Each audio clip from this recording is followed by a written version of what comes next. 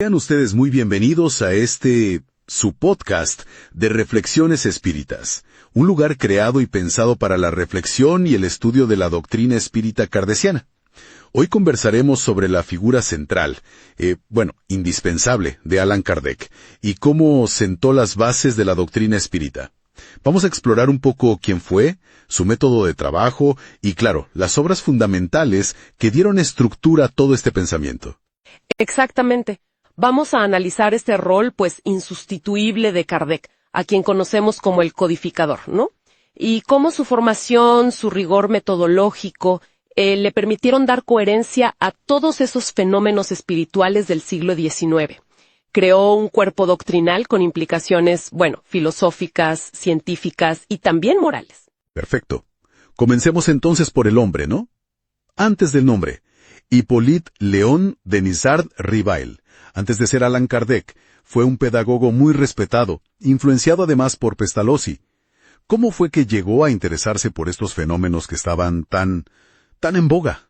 Pues mira, Rivail al principio era bastante escéptico con todo el asunto de las mesas giratorias, que eran furor. Pero parece que vio en ellas indicios de algo más, como una nueva ley. Su formación previa, su mente estructurada, le permitió aplicar un método muy riguroso. Empezó a recopilar comunicaciones de muchísimos médiums, comparaba los mensajes y aplicó lo que él mismo llamó el control universal de la enseñanza de los espíritus. Buscaba la concordancia, la consistencia, como una garantía de validez, ¿entiendes? Se veía a sí mismo más bien como un organizador de estas enseñanzas. Interesante. Y bueno, de todo ese trabajo tan metódico surgió la codificación espírita. Hablemos un poquito de las obras clave.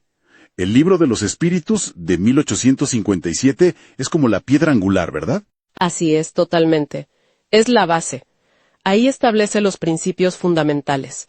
Dios como inteligencia suprema, causa primera, la inmortalidad del alma, la reencarnación como ley de progreso, las leyes morales, digamos, la estructura conceptual. Claro, el ABC del espiritismo. Exacto. Y luego vinieron las otras obras para profundizar. El Libro de los Médiums, que se enfoca más en la práctica mediúmnica, en cómo funciona la comunicación y, muy importante, cómo discernir. Después, el Evangelio según el Espiritismo, que es fascinante porque se centra en la moral de Jesús, pero desde una perspectiva espírita, como código ético universal. Despojado de dogmas. Quizás. Justamente. Luego, El cielo y el infierno, donde analiza la justicia divina, refutando la idea de penas eternas y hablando de progreso incluso después de la muerte. Y la Génesis, que busca conciliar ciencia y revelación, sobre el origen, los milagros. Y no podemos olvidar la revista Espírita. Fue crucial, para difundir ideas, debatir, aclarar dudas. Era como el foro constante de la doctrina naciente. Veo que fue un trabajo monumental, no solo escribir, sino también difundir y organizar. Y hablando de organizar, Kardec no solo codificó, también fundó la Sociedad Parisina de Estudios Espiritistas. ¿Cuál era su visión para la estructura del movimiento? ¿Cómo quería que funcionara? Él buscaba un enfoque centrado en el estudio serio, en la razón y fundamentalmente en la caridad. Su influencia se nota hasta hoy en cómo se conciben los centros espíritas. La idea era que fueran como escuelas de formación espiritual y moral. Se prioriza el estudio de las obras, la reflexión y la práctica de la caridad, diferenciándose mucho de estructuras religiosas más tradicionales con jerarquías y rituales fijos. Entiendo. Un enfoque más académico y práctico, por decirlo así.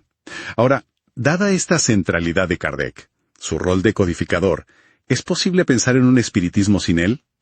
Y ¿puede esta doctrina evolucionar o está fija en lo que él escribió? Mira, el espiritismo codificado tal como lo conocemos es inseparable de Kardec. Él le dio la estructura, la coherencia, el método. Sin él probablemente serían, ideas sueltas, fenómenos sin un marco claro. Sin embargo, y esto es muy importante, la propia doctrina, al definirse como ciencia y filosofía, y con ese mecanismo que mencionamos del control universal de la enseñanza, tiene implícita una capacidad de evolución. No es un sistema cerrado. O sea que no se trata de un dogma inmutable. Exacto. La idea no es quedarse anclado en la letra exacta de 1860, sino que la comprensión de los principios fundamentales puede y debe profundizarse, matizarse, actualizarse a la luz del progreso del conocimiento humano y, ¿por qué no?, de nuevas revelaciones espirituales. Eso sí, siempre que esas nuevas ideas sean confirmadas por esa misma concordancia universal y se mantengan coherentes con la razón y la moral que son la base. Ahí siempre hay una tensión interesante, ¿no?, entre preservar el núcleo esencial y permitir esa evolución interpretativa. Claro, mantener la esencia pero sin fosilizarse. Un equilibrio delicado. Precisamente. Y bueno, eso nos deja pensando, ¿no? Especialmente hoy, con tanta información por todos lados. ¿Cómo se podría aplicar hoy un principio similar a ese control universal de la enseñanza para discernir, para validar nuevas comprensiones? ¿Cómo mantener el equilibrio entre los principios fundamentales que dejó Kardec y el conocimiento que avanza sin parar? Es una pregunta para reflexionar. Una reflexión muy pertinente, sin duda. Queda ahí planteada. Gracias por habernos acompañado en este estudio reflexivo del espiritismo kardeciano. Los esperamos en el próximo podcast de Reflexiones Espíritas.